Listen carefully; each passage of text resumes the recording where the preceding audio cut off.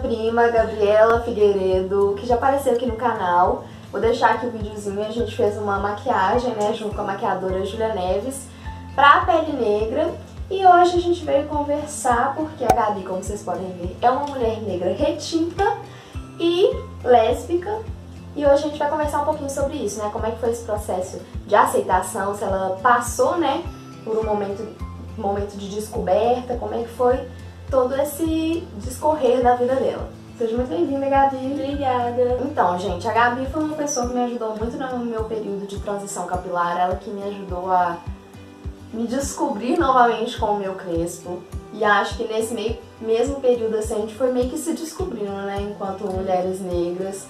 Foi meio que um processo, só que apesar de serem processos parecidos, são diferentes, né? Porque a Gabi, diferente de mim, é uma negra retinta, então essa questão da pele pra ela sempre foi muito nítido, né? A sociedade nunca abriu pra uma dúvida sobre ser negra ou não.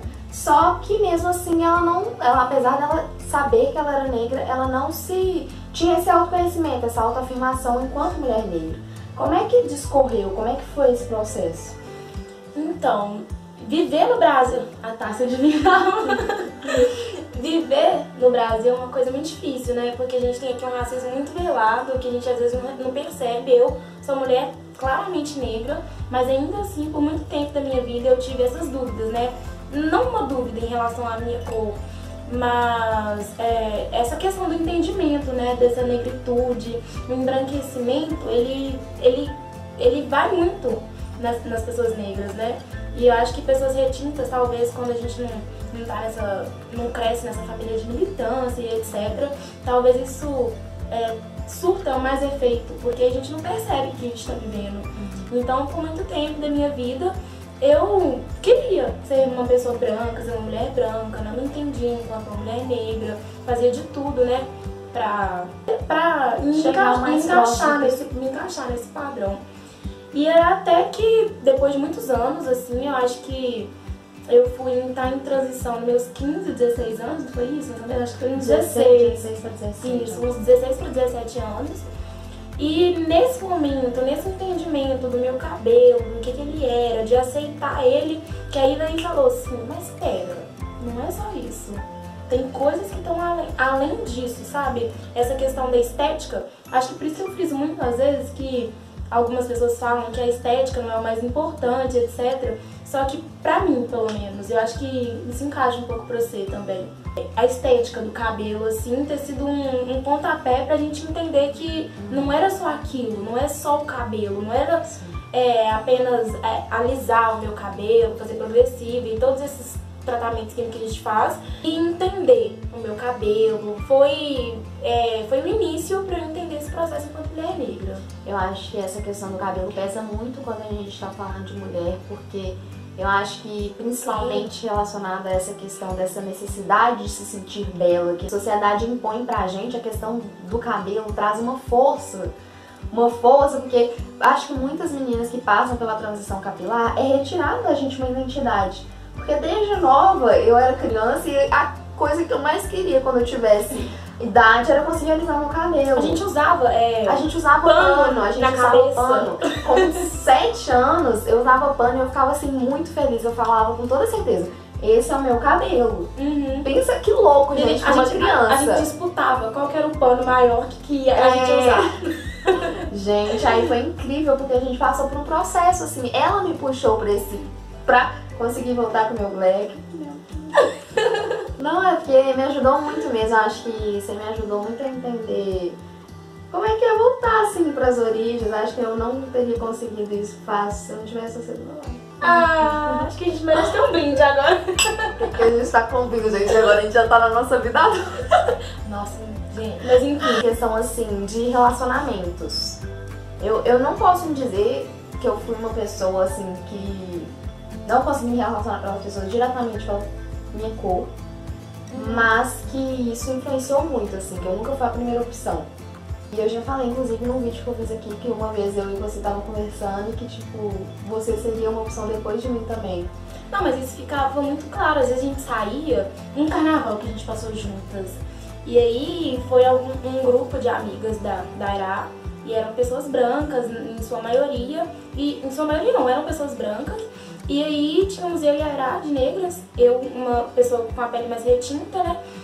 E assim, todo mundo ficava com alguém e a gente sempre ficava assim. Nossa, a gente sentia muito. E quando alguém era escolhida entre nós duas, a Ira era escolhida, eu sempre ficava bem assim. Eu acho que isso afeta, até hoje me afetou muito em questão da minha segurança, assim. Eu vejo minhas outras amigas, assim, brancas, que tiveram mais caras, enfim, pessoas que se interessaram, que hoje em dia elas se sentem muito mais seguras, assim, até essa questão do flerte, né, que a gente acha que é uma coisa boba, mas é uma insegurança que a gente constrói, porque por muito tempo a gente não é ainda, mas por muito tempo quando a gente não tinha essa segurança ainda, a gente não era a primeira opção, nem às vezes nem nenhuma opção, nem segunda, nem terceira opção, e é muito chato, assim, você ficar, tipo, como uma reserva esperando se alguém não tem interesse. E essa questão da sexualidade entra, tá muito assim na minha vida, né? Porque eu sou uma mulher negra, lésbica. Eu lembro que quando eu era mais nova, eu tinha vontade, assim, de ficar com algumas meninas. Só que por ser muito insegura também, às vezes, eu não tinha nem coragem de demonstrar essa vontade, sabe? Porque eu ficava com medo de ser... de não ser aceita, sabe? E eu lembro que essa menina era uma menina negra, da pele mais clara que a minha. Só que, e ela ficava só com meninas brancas, assim como a maioria de nós, mulheres negras e homens negros também. E aí eu ficava muito nessa, né, tipo assim, não vou falar nada não, porque você rejeitada e aí depois vai ser motivo de doação no grupo e etc. Então eu fui deixando isso, até que no momento, acho que foi muito por conta de uma certa pessoa também. E aí eu acordei e falei assim, pô, eu acho que eu não me encaixo nessa coisa dessa heterossexualidade. E aí, nesse momento, eu fui me descobrindo e tal, até que eu fiquei com a minha... Foi um processo pra eu ficar com a primeira menina, mas eu gostei tanto que no mesmo dia da primeira eu já fiquei com a segunda. E foi isso. E aí até fiquei com essas duas meninas, e aí depois foi um processo pra eu entender o que estava acontecendo, que era tudo muito novo, né? Foi um processo grande até. Por um tempo eu fiquei assim, gente, será que é isso mesmo e tal? Aí eu falei, não, talvez eu seja bi. Aí depois eu falei, não. Eu lembro que quando eu assumi pra um certo grupo ciclo de amigos, uma certa pessoa falou, nossa, mas você, Gabi, logo você, porque tipo assim, do grupo eu era mais pra frente. E aí eu falei, gente, eu. Só que tipo, por essa questão da heteronormatividade, do machismo, também do racismo, engloba tudo e você fica tão assim que até que até você conseguir se entender, se posicionar para as pessoas é difícil, Eu acho que isso que a gente estava falando em relação a essa mudança da adolescência para agora tem muito a ver com a solidão da mulher negra, né? Essa questão de não ser opção e quando for não é a primeira. Então assim, eu já senti isso também. Vou deixar um vídeo pra vocês disponível que eu falei sobre isso. E eu acho que é muito mais intenso, porque não é só... Além do fato de você ser mulher, que tem um peso social enorme, gente, a questão de ser uma mulher negra pesa muito mais, porque a questão racial é muito intensa no nosso país ainda e nem sempre explícita. Muito mais velado, na realidade, né? O racismo no Brasil é bem velado. Historicamente, eu pego muito esse viés. Ela faz história. Eu faço história e eu fico nessa questão desse viés histórico e tal. E aí, imagina, a gente tem o machismo, a gente tem o racismo e a gente tem a LGBTfobia. Imagina você colocar isso tudo. E eu ainda, em relação a corpo, a estereótipo e tal, eu sou uma mulher magra e tal, mas agora imagina. São os vários recortes. Exatamente. E a partir de que momento que você sente, assim, foi o start? Assim, começou com o cabelo, mas qual foi o start pra você entrar de vez na militância? Então, eu acho que esse processo de entrar pra militância foi muito importante, porque eu fiz parte de 2 movimentos sociais, que eram organizações políticas, com partidos políticos e etc. E aí, num certo momento, antes de sair do primeiro para ir pro segundo, eu falei, poxa, mas o que eu tô fazendo aqui? Porque eu não tô desencorajando ninguém de entrar para movimentos sociais e tal, é muito importante, o aprendizado é muito grande e tal. Mas num certo momento eu vi que eu não me encaixava naqueles lugares, sabe? Porque ainda dentro dos movimentos sociais, principalmente os que não são do movimento negro, a gente vê que as pessoas, os militantes negros, eles vão... Não é que eles são deixados de lado, mas as nossas pautas, elas não são tão importantes, assim, sabe? Principalmente que eu entrei nessa coisa quando eu era nessa militância e tal, quando eu era secundarista. E aí eu via que, assim, dentro do movimento estudantil, então, né, que era onde eu atuava mais, a gente não tinha muito bem essas questões muito pautadas. Eu falei, pô, será que aqui é meu lugar mesmo? Daí fui pro movimento B, continuei sem me encontrar assim, entrei na faculdade e encontrei um grupo de mulheres negras que com várias construções assim, hoje a gente tem um coletivo, a Baiomia Entre Nós. Deixar o link aqui embaixo se vocês interessarem. É um coletivo de mulheres negras, estudantes da minha universidade, que é a PUC. E ali a gente se fortalece, sabe? Ali eu vejo que realmente eu sou pertencente a algo e sou importante para aquele algo que eu faço parte, entende? E essa construção diária com as meninas e tal é muito importante, porque a gente, para além de se fortalecer, a gente se forma, a gente tá dentro nesse espaço acadêmico, que é o espaço, a universidade que eu tô. Não só que eu estou, os negros eles não estão presentes dentro da universidade. Sim. Então o espaço acadêmico ele é um espaço majoritariamente branco, elitista. Exatamente, majoritariamente elitista. Então, se fortalecer, tá ali junto com mulheres negras, periféricas, não todas, né? Porque às vezes a gente tem muito dessa de achar que toda mulher negra é periférica, toda pessoa negra é pobre, mas não, nem todas.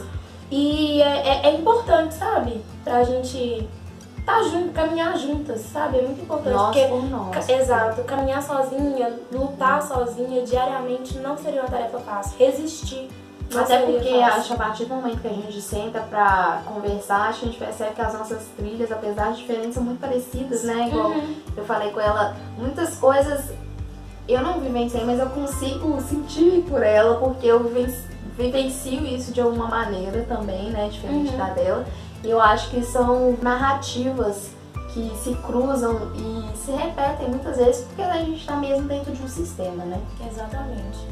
Em relação à sua sexualidade, você se descobriu enquanto mulher lésbica, quando você já estava mais jovem, né? Nem foi tanto na adolescência, foi meio depois que você se descobriu enquanto mulher negra, que eu acho que deu abertura para você se questionar, se permitir. E como é que foi esse processo dentro da sua família? Você teve insegurança em algum momento? Como que foi? É claro que eu tive, né? Eu tava vivendo um momento difícil na família quando eu contei, né? Que eu era uma mulher, que eu sou uma mulher lésbica.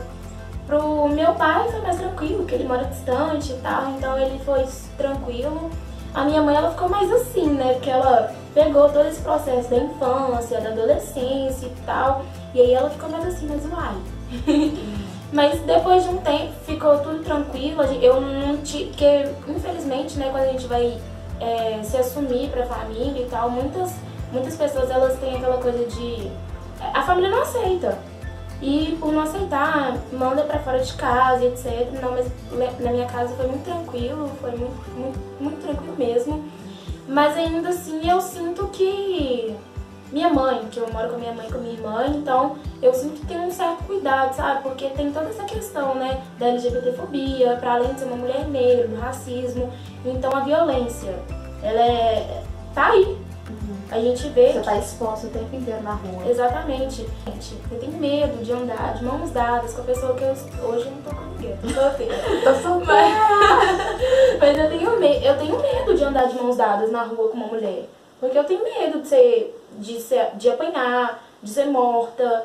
Então são questões bem complicadas. Apesar de ser tranquilo na família, eu sinto que tem esse medo, sabe? Essa questão dessa proteção, assim, e tal. E essa questão da intolerância é muito delicado de lidar, principalmente quando você não tem dentro de casa, mas na rua também você tá exposto o tempo inteiro, a sua vida. Gente, é a sua vida que tá exposta, assim. Sim. É uma situação muito delicada. Eu acho que isso reprime também muitas pessoas de se permitirem, de terem coragem de se assumir, porque tem sua família que é o seu porto seguro que você precisa tá do seu lado. Muitas vezes você não tem, mas ainda tem um mundo fora, né, que te posiciona, que te define. Porque antes de começar esse vídeo eu queria, tipo assim, que a Gabi compartilhasse qual que é a vivência dela, mas eu não queria que ficasse a ideia de que ela se limita a uma mulher negra e a uma mulher lésbica. Isso influencia muito na vida dela e na vivência, na narrativa que ela tem de mundo, de experiências, mas isso não define ela. Não, com certeza. E aí, olha que a gente tá falando de uma mulher negra, lésbica, cis. Agora, olha, gente, se a gente vai... a gente não tem lugar de fala pra poder falar sobre, mas, gente, esses recortes, eles são tão importantes a gente fazer e é tão cruel, sabe? Sendo o Brasil o país que mais mata, né, travestis transexuais. Sim. E em contrapartida, também, eu falo isso muito porque eu tenho uma amiga que ela é trans e então eu tenho um pouco desse conhecimento e é o que mais mata travestis transexuais e é o que mais assiste pornografia travesti transexual. Pra você ver, né? Mas aí acho que isso é assunto pra outro vídeo, com outra pessoa, não comigo. Nem eu tenho... comigo no vídeo, mas escutando, né? Sim. E pra encerrar, o que a Gabi de 20 anos falaria pra Gabriela de 15 anos? Nossa, difícil. Mas eu acho que eu falaria pra Gabi. Gabi, procura as suas, minha filha. Vai, porque tá nessa aí sozinha não é fácil, gente. Não é nem um pouquinho fácil. Eu acho que eu vejo muito isso hoje, estando no Abayomi, mas antes do Abayomi, eu tinha H. E é esse processo todo que ela falou no início, da gente estar se ajudando, da gente ter passado por isso tudo juntas. E naquela época eu não tinha essa noção de, tipo assim, a gente tá passando por isso juntas, que bacana e tal, uma fortalecendo a outra. A gente sempre brincava, tipo assim, brincava não, a gente sempre falava, nós por nós. Principalmente depois que a gente voltava de algum rolê, que a maioria era branca, então a gente sempre falava, é nós por nós, porque se não for... Mas eu acho que é isso, eu falaria pra Gabi, olha, procura as suas, porque sozinha não vai dar. Sozinha não tem como, é muito difícil ser, enquanto grupo, unidas, já é difícil, sozinho, então é mais difícil ainda. Como diríamos nós, né, nós por nós, e vamos nos fortalecermos juntas, né, nós, mulheres negras, nos fortalecendo, resistindo, ocupando, né, pra gente conseguir visibilidade, respeito, né? E pra gente conseguir pensar além e chegar a mais lugares, cada vez mais, né? Sim, com certeza. Espero que vocês tenham gostado. Me contem o que vocês acharam, que eu posso fazer ela de novo. Nós estamos aqui finalizando o nosso vinhozinho. Deixem seu like aqui, claro, se inscrevam no canal e ativem as notificações para vocês ficarem por dentro de tudo que tá aparecendo por aqui. Cada vez mais vou produzindo conteúdos pensando pra vocês. Tudo pensado pra vocês, pra gente crescer cada vez juntas e mais. E é isso, e debatendo, né, coisas importantes. E é isso. Um beijo. Tchau, gente. Tchau.